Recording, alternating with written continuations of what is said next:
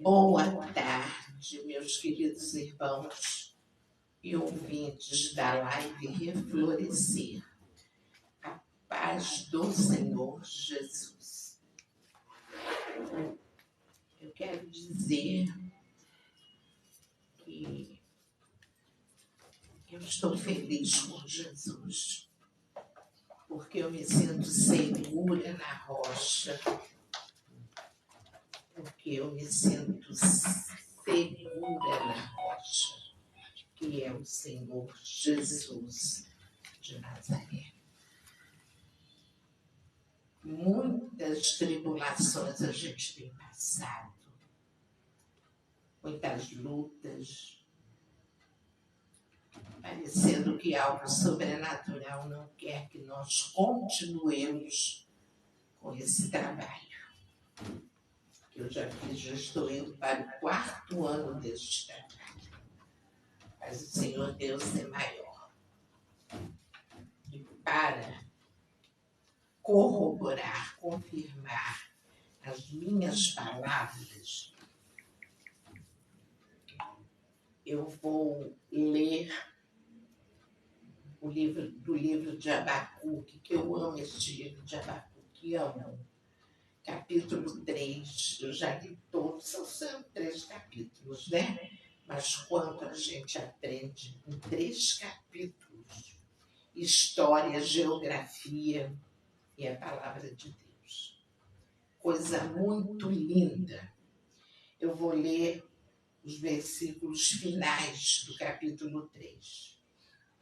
Ele diz assim: porquanto ainda que a figueira não floresça, nem haja fruto na vide, o produto da oliveira minta, e os campos não produzam mantimentos, as ovelhas sejam arrebatadas do aprisco,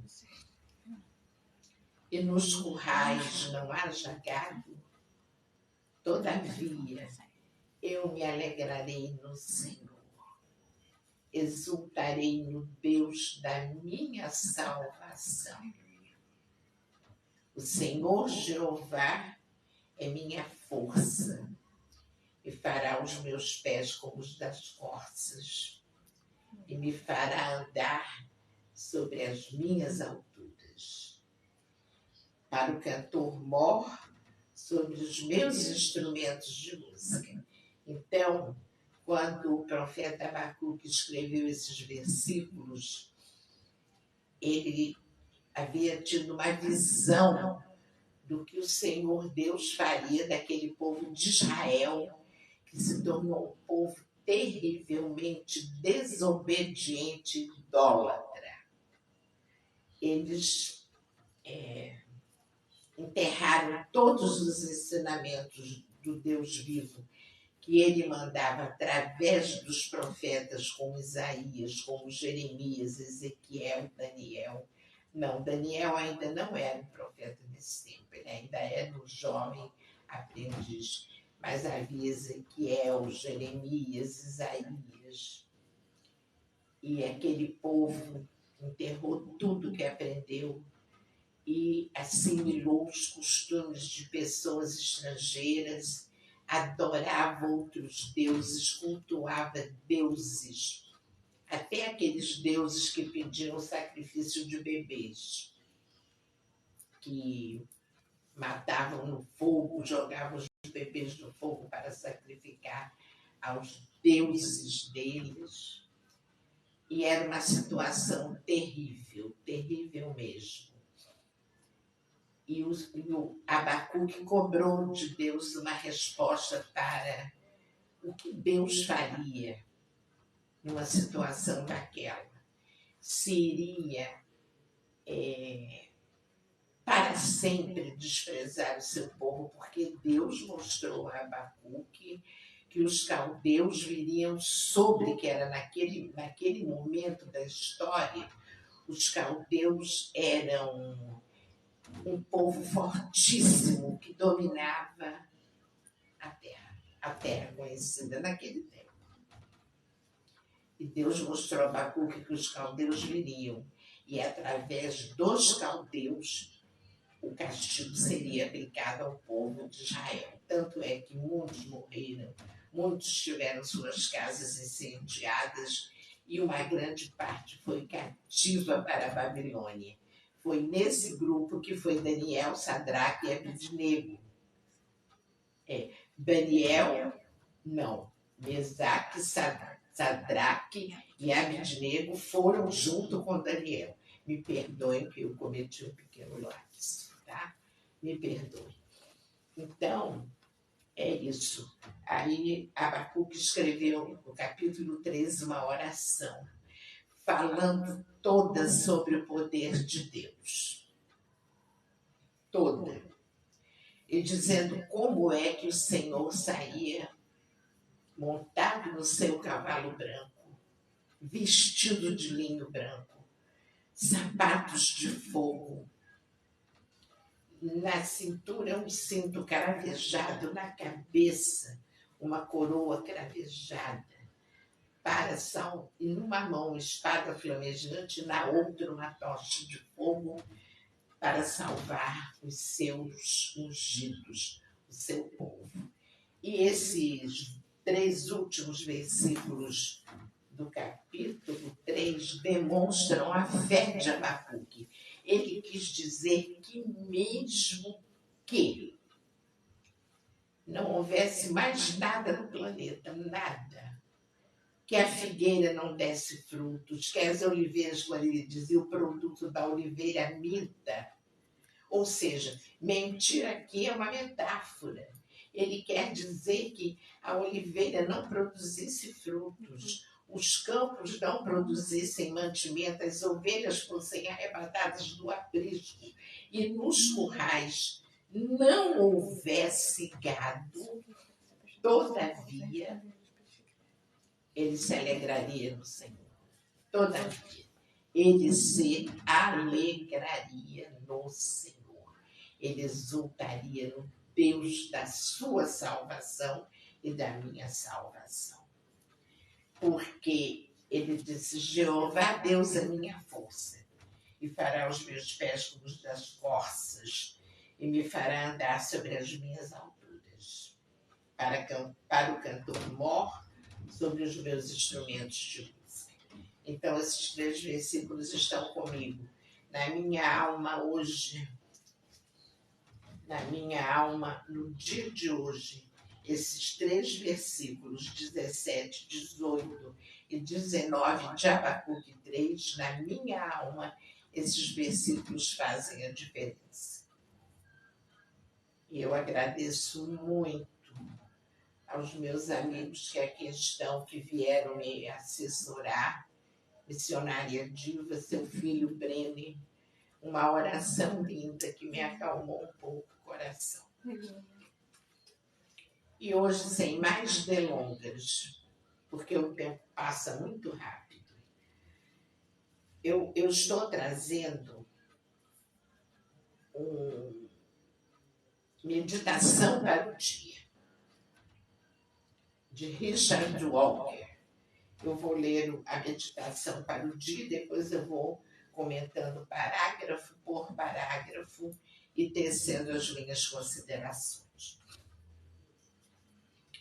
Ele diz assim, começando.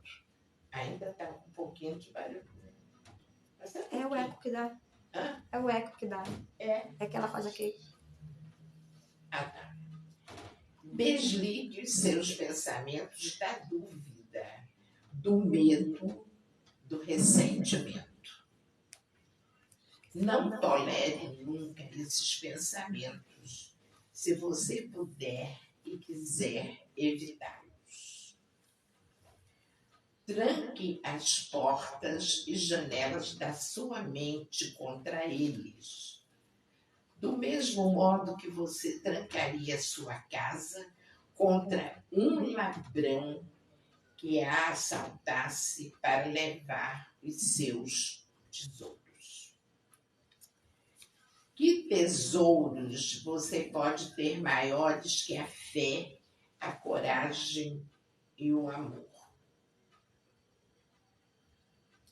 Eles todos são roubados de você pela sua dúvida, pelo medo e pelos ressentimentos. Quando você guarda rancor no seu coração. Quando você duvida é porque você não tem fé. E o medo também é uma coisa que nos paralisa, a gente sabe disso, que o medo nos paralisa. Enfrente cada dia com paz e esperança, é o que o autor nos diz. Eles são resultado da verdadeira fé em Deus. A fé dá a você um sentimento de proteção e segurança, que você não pode conseguir de nenhum outro modo. O texto é só isso. Aí ele diz assim no final, a oração para o dia, que seja para o dia de hoje. Rogo para que eu me sinta protegido e seguro, mesmo que eu não esteja abrigado. Mesmo que eu esteja no templo. Raios, trovões, relâmpagos, o que é uma coisa difícil. Mas eu hoje vi na televisão o depoimento de uma senhora em cima de um telhado no Rio Grande do Sul. Ela até deu o nome da cidade. Ela disse que passou a noite sob o telhado, ela e o marido, depois que passou o ciclone, que já fez muitos mortos e muita destruição no Rio Grande do Sul. Então eu vejo que aquela mulher, ela estava se sentindo protegida e segura, mesmo que não estivesse abrigada, porque ela não entrou em desespero, ela não pulou na água para tentar nadar, ela não ficou gritando feito uma louca, ela ficou ali esperando o socorro. Ela e o seu esposo. Ela estava em cima do telhado. Eu não sei se eu teria aquele autocontrole, aquele sangue frio para ficar. Mas ela é um exemplo de uma pessoa. Eu pensei nisso. Rogo para que eu me sinta protegido ou protegida, e seguro ou segura, mesmo que eu não esteja abrigado ou abrigada. E rogo para que eu tenha proteção e segurança, mesmo em meio às tempestades da vida. E agora vamos tecer as considerações, versículo por versículo. E eu começo relendo este parágrafo, depois eu entro nas considerações. Desligue os seus pensamentos da dúvida, do medo e do ressentimento. Desligue. Por quê? Desligar. Por quê? Porque dúvida, medo e ressentimento são sentimentos altamente negativos que nos desconectam de Deus. O que é nos desconectar? É nos afastar, nos desligar. Aqui, ó. Desconectou, desligou. Dúvida, medo, ressentimento são sentimentos altamente negativos que nos desconectam de Deus. Eles invadem de tal maneira o nosso cérebro que nos escravizam a não sair desta tal sintonia. Eles nos prendem ali. Quando acontece alguma coisa que te lance dúvida, medo ou mágoa de alguém ou de alguma situação, você fica aprisionado ali, só lembrando daquilo, só querendo se vingar daquilo. É uma coisa tenebrosa. É claro que isto só acontece se nós permitirmos. Temos que ter autocontrole para vedar, espiritualmente falando, a entrada da dúvida, do medo e do ressentimento em nós. Sozinhos, nada podemos contra forças tão poderosas, mas sustentados pelo Espírito Santo, tudo podemos. Com Ele, sem Ele, nada. E nós sabemos que ele é aquele que está, correndo para lá, para cá, para cima, para baixo, para atender as nossas súplicas, tá? Continuando. O autor diz assim: não tolere nunca esses pensamentos se você puder e quiser evitá-los. A tônica dessa frase está nos dois verbos puder e quiser. Eu creio que querer aqui tem mais força do que poder. Querer tem mais força do que poder. Isso passa pelo âmbito do livre-arbítrio. Para que nos livremos de tão desagradáveis sentimentos, é preciso que queiramos nos livrar. Porque senão você vai deixar que eles vivam dentro de você e criem raízes espirituais. E isso acaba com a vida de uma pessoa, de um ser humano. Trava a vida da pessoa. A pessoa não consegue ir para frente nem para trás. Fica patinando naquele lugarzinho horrível de escravidão espiritual. Então é por isso, olha só, aqui eu considero isso. Isso passa pelo âmbito do livre-arbítrio. Livre-arbítrio é a faculdade que Deus nos concede de nós fazermos as nossas escolhas. O livre-arbítrio é isso. O Senhor Deus nos concede a faculdade de fazermos as nossas escolhas. Para que nos livremos de tão desagradáveis sentimentos, é preciso que queiramos nos livrar. Isso requer de nós um esforço hercúleo. Hercúleo quer dizer de Hércules. Hércules é uma figura mitológica da mitologia grega. Então, ele era um homem fortíssimo. Hércules é sinônimo desses homens que hoje fazem fisiocultura, são fisioculturistas, trabalham o corpo para ficarem enormes, com músculos enormes, bíceps, tudo grandão. Então, um esforço, é verdade, um esforço hercúleo é o esforço de Hércules, tá, meus queridos? Esforço espiritual, completamente espiritual. Esse esforço, ele não demanda nada material. Não é como você pegar um móvel pesado ou pegar um aparelho qualquer, uma vitrola como essa, ou uma caixa de som bem grandona pesada. Não é isso. É um esforço espiritual invisível, mas real. E ele passa pelo plano da oração e do jejum. Eu tenho pecado um pouco no sentido de que eu oro, eu sou muito persistente na minha oração, mas eu não tenho jejuado.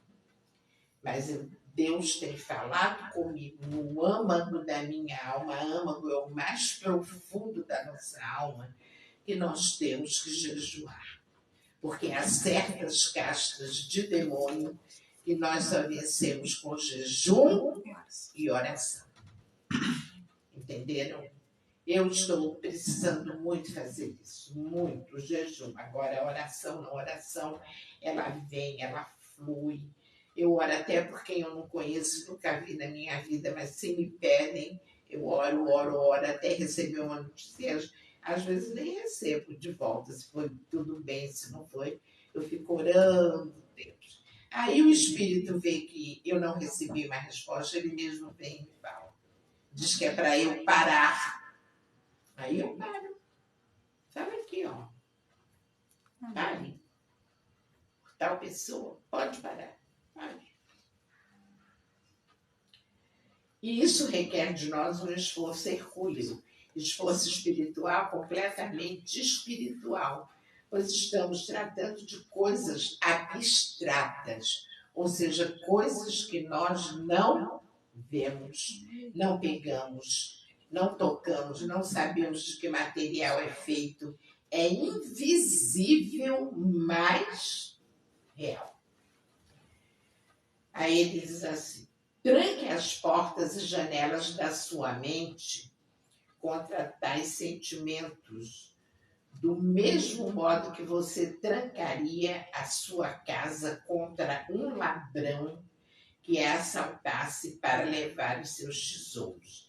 E hoje nós estamos assim vendo bastante, principalmente no estado de São Paulo, na cidade de São Paulo, que eu acompanho os noticiários, como tem havido assaltos a mansões, a casas luxuosíssimas, casas que têm não sei quantas câmeras, que tem travas, que tem cachorros enormes, pitbull, dog, tudo.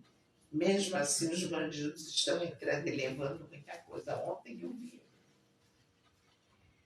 Mas aqui, o autor está nos dizendo o seguinte: para nós trancarmos as portas da nossa mente, não deixando que esses sentimentos penetrem nela e fiquem fazendo. Penetrar, eles vão penetrar, mas a gente não pode deixar que eles façam ninho. Ninho, não pode. Aí ele diz assim: do mesmo modo que você trancaria sua casa contra um ladrão que a assaltasse para levar os seus tesouros. Nós, agora vem o comentário, nós, seres humanos, temos muito mais facilidade em proteger o que é material daquilo que é espiritual. O material é concreto, palpável, visível e tem grande importância para nós, o material.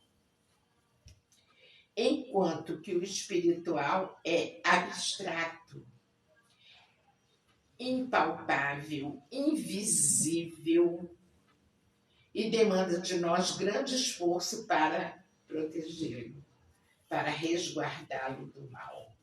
E eu lhes pergunto, meus queridos irmãos e ouvintes, o que na obra de Deus não é esforço hercúleo? Não existe nada que não seja. Quando nós optamos por seguir o Mestre, nós já temos que saber que é aquilo que ele diz: tomem sua cruz e me sigam. Ele levou a dele, pesadíssima por toda a humanidade sofredora, até os dias de hoje. Ele incluiu naquela cruz que ele levou, lá na Palestina, os seres humanos que fossem vindo ao planeta, os que estão na barriga das mães para nascerem, os que já nasceram, os que já estão quase partindo do planeta, todos estão incluídos naquele sacrifício. Oxanai, coisa linda. Eu acho isso muito lindo, muito lindo. E, na verdade, cada um de nós tem que tomar a sua cruz. O Senhor Jesus disse: no mundo tereis aflições, mas tendes bom ânimo, pois eu venci o mundo. Ele venceu. Todos duvidavam de que ele venceria. Que nada, os próprios apóstolos que o acompanharam 3 anos fazendo a obra da cura de doentes, andando de aldeia, porque naquele tempo não eram cidades, eram aldeias, pequenas aldeias, entrando no mar com ele, vendo a pesca milagrosa. Depois de uma noite inteira no mar, não pegaram um peixe. Quando Jesus entrou no barco, mandou que eles lançassem a rede. Eles duvidaram: mestre, não tem peixe a noite toda. Lancem a rede. E eles lançaram, porque Jesus os intimidou a lançar. E a rede veio lotada de peixes. Lotada. Como também a multiplicação dos pães e dos peixes. 2 peixes e 5 pães. E ali, no final daquela alimentação, naqueles milhares de seguidores dele, ainda sobraram 12 cestos de pães e peixes. Coisa muito linda. Então, tudo, os próprios apóstolos que acompanharam Jesus, que viveram com ele e que viam os seus milagres, aprenderam também a determinar em nome dele. Houve cura de leprosos, houve libertação de endemoniados, houve cura de pessoas com todo gênero de doenças, né? Eles próprios duvidaram quando Jesus ressuscitou, não acreditavam que Jesus tinha ressuscitado. E Jesus se mostrou primeiro a Madalena, para que Madalena saísse pregando, dizendo: Jesus ressuscitou, ressuscitou. Então, quanto mais nós que estamos há séculos dele, há séculos da vida dele. E Tomé só foi crer depois que colocou os dedos nos buracos dos pregos das mãos de Jesus, do Shaddai maravilhoso. E o que aconteceu? Jesus disse: bendito aqueles, você também acreditou porque viu, mas benditos aqueles que não viram e creram, que é o nosso caso. O nosso caso, de nós que seguimos ao Senhor. Gente, não tem coisa mais linda. Eu sofro, sinto tristeza, meu coração às vezes sangra, por sentir que há tanta coisa ainda a ser feita. Em pessoas que têm corações de pedra, coração de pedra, e não aceita de jeito nenhum. A gente dá o exemplo, mostra, fala, prega, enfatiza a ação de Jesus. Acima de tudo, o amor pela humanidade. Mas há pessoas que não querem realmente saber. Então, aqui, que tesouros você pode ter maiores que a fé, a coragem e o amor? Que tesouros são esses?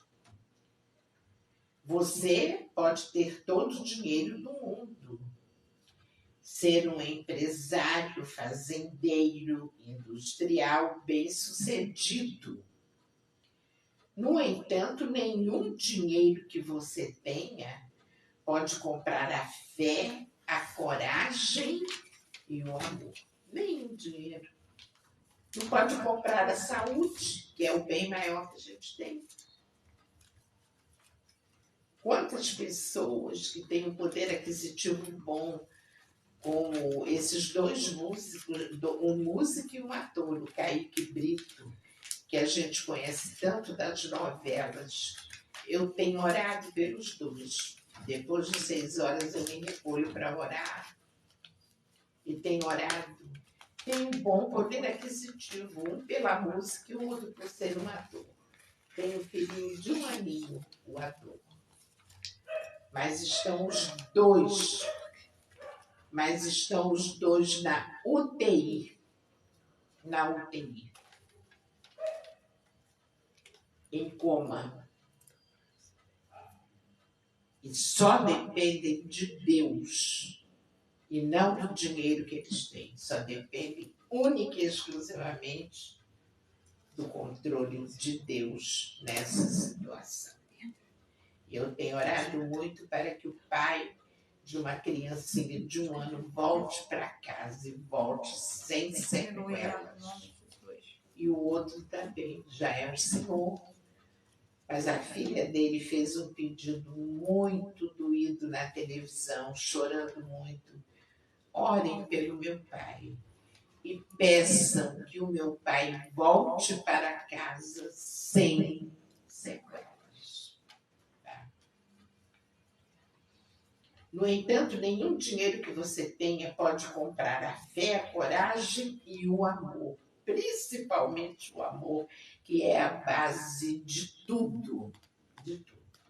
Porque esses são valores espirituais que, quando postos em prática, nos conectam a Deus. Eles nos ligam a Deus.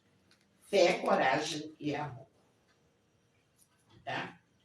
Pensem bem, o dinheiro pode nos conectar a Deus? Ele pode? De jeito nenhum. Tá? De maneira alguma. Aí o autor diz assim, eles todos... tá. Por enquanto, olha. Eu quero parar aqui um instante para cumprimentar a minha prima Dena. Dena, você é uma pessoa muito especial para nós. Entrou na live, quando você não consegue entrar, a gente te manda o link. E é um luxo você estar conosco, viu, minha querida? E eu estou muito, muito feliz por você, porque você está tendo sua saúde restituída. Restituída. Isso é uma coisa maravilhosa. E isso reflete no seu humor, Nena. Entendeu? No seu humor. Quando você fala conosco pelo Zap, eu sinto, eu conheço as pessoas quando estão felizes, porque elas têm uma tônica diferente, ou na voz, ou naquilo que elas escrevem. Aí você sabe que a pessoa está feliz. Um grande beijo, minha linda. Um beijo grande para os seus netinhos, para a Elisa e para o Arthur. E um abração para o Luiz, tá? Que é seu ombro amigo, viu? Obrigada pela presença. Depois você faz as considerações, tá, Bela? Depois ela manda para mim usar. A gente troca figurinhas. Você também entrou? Então depois traz aqui. Ou seja, eles todos são roubados de você. Olha, esses sentimentos como fé, coragem e amor, eles são roubados de nós pela nossa dúvida, pelo medo e pelas mágoas. Porque um coração magoado, meu Deus, como é duro, ele faz sofrer a gente mesma. Dói muito, muito. Ou seja, esses sentimentos negativos nos roubam o que há de melhor em nós e em nosso favor.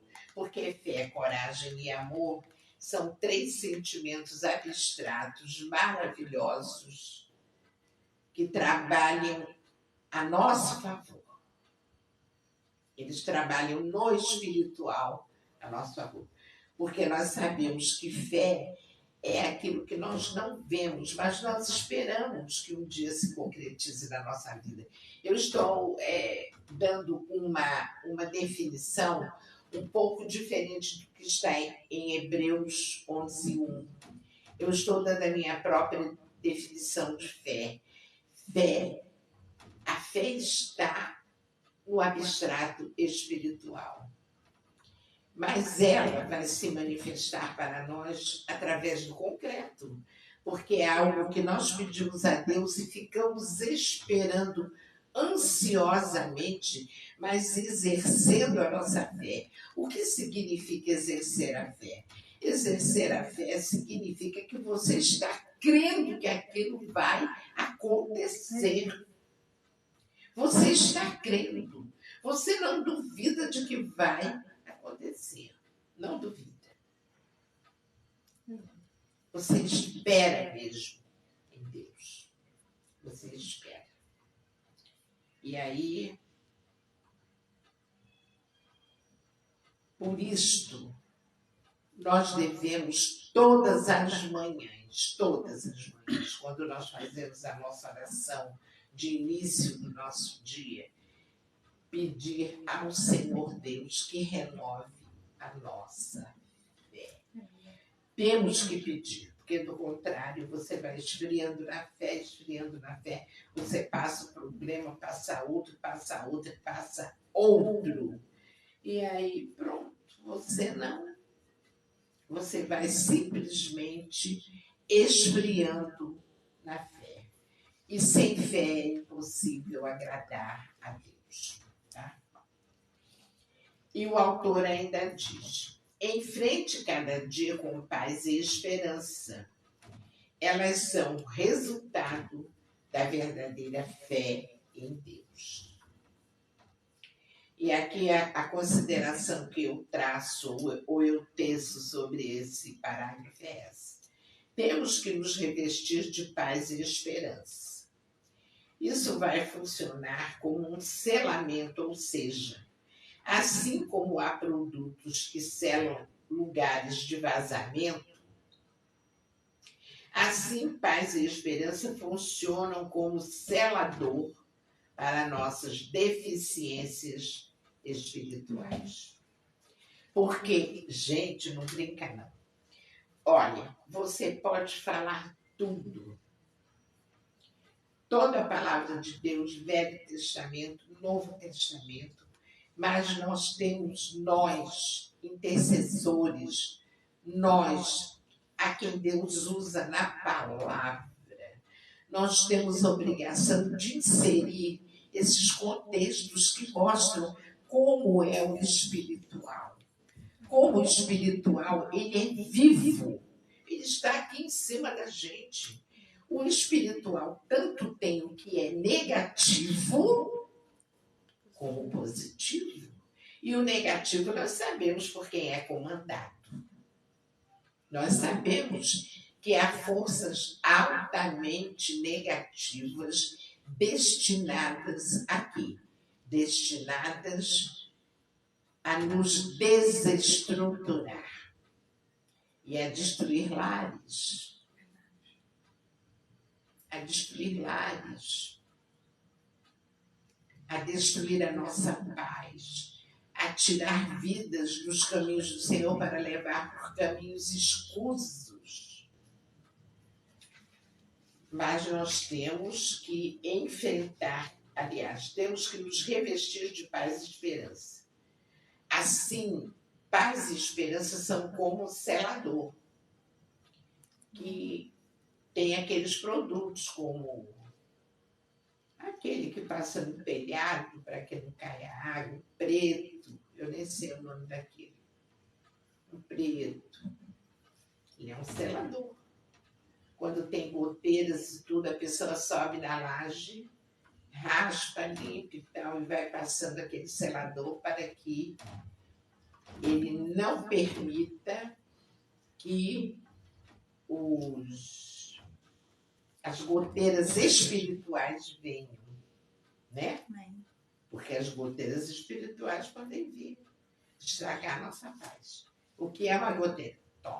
Dói, caindo. Se você ficar ouvindo uma goteira ininterruptamente, meu Jesus, você não vai aguentar. Você não vai suportar aquele toque na sua pobre cabeça.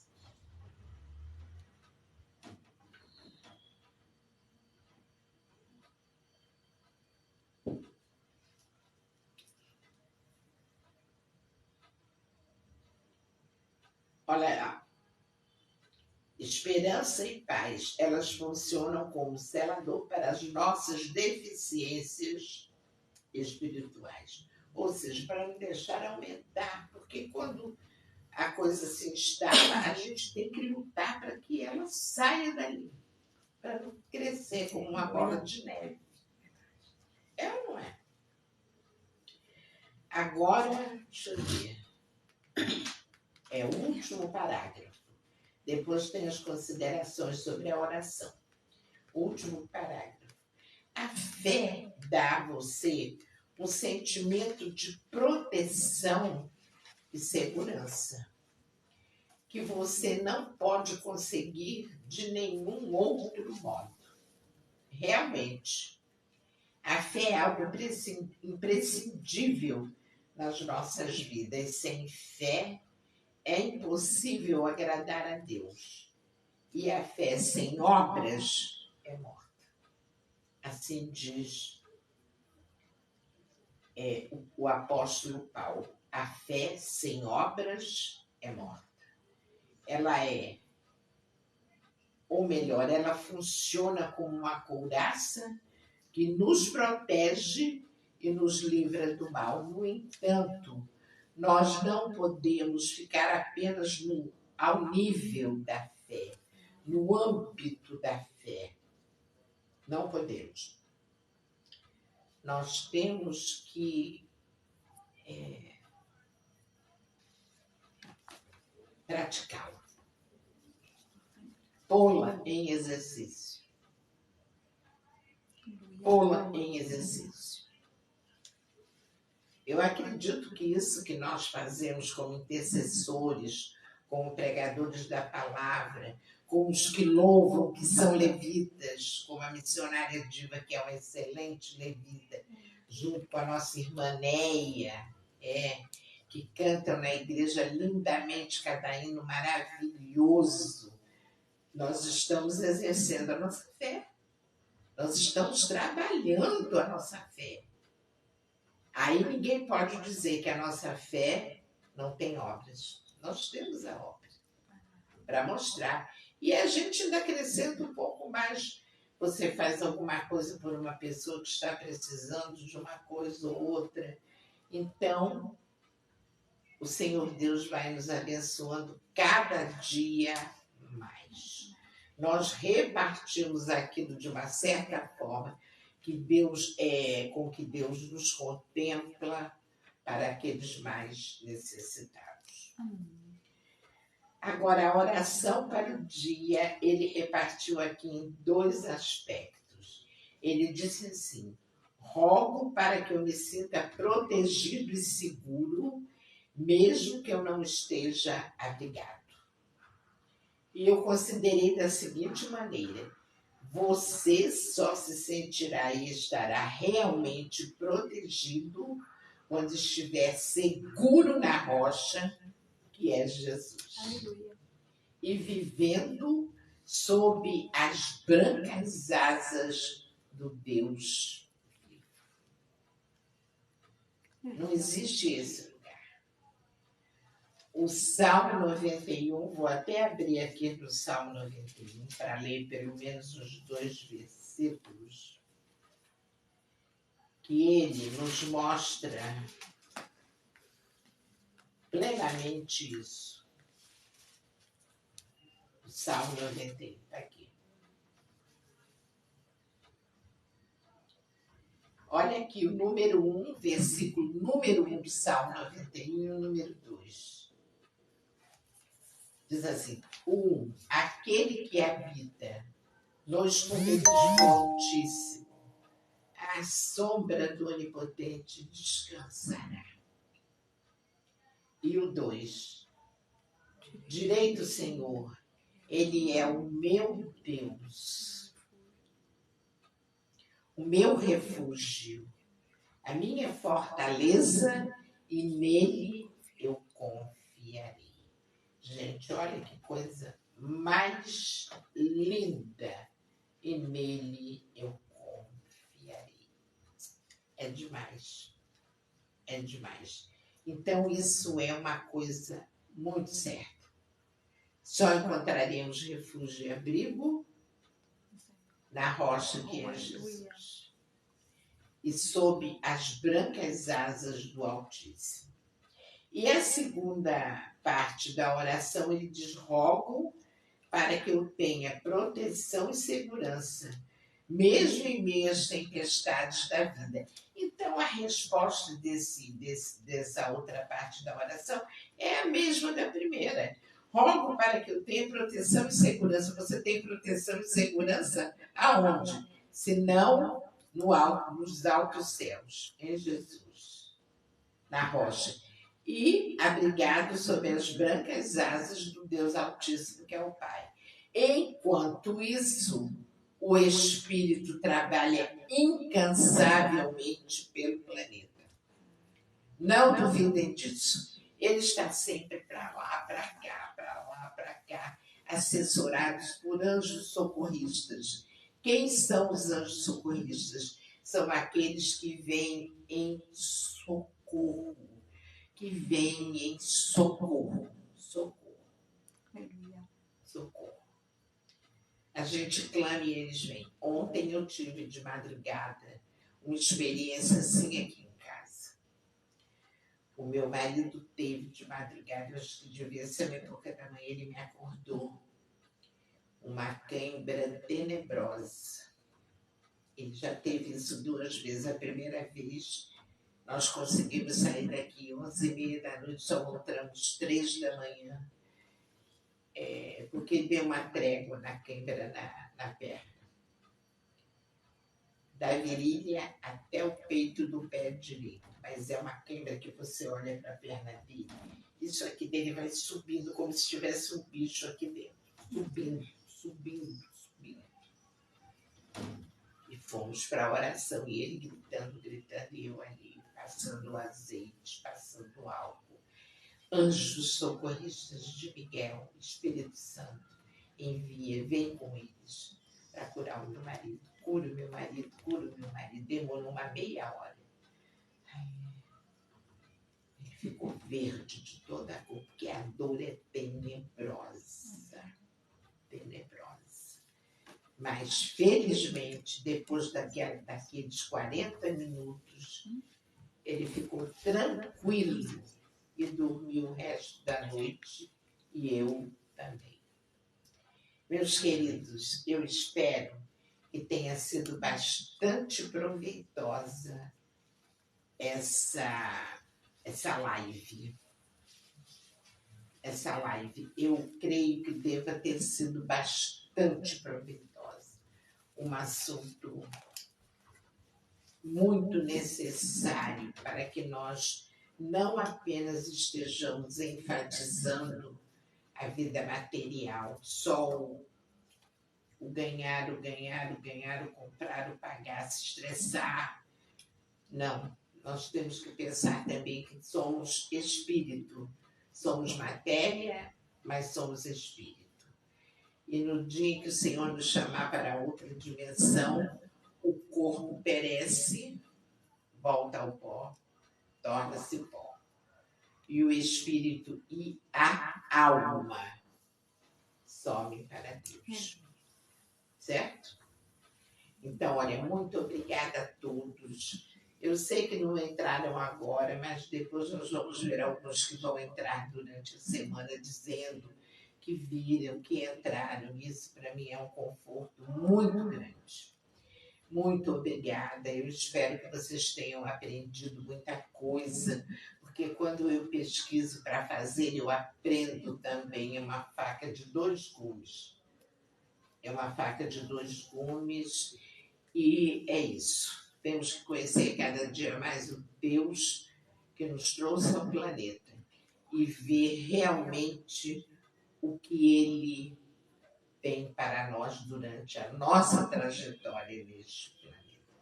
Tudo isto em nome de Jesus. E desejo a todos um restante de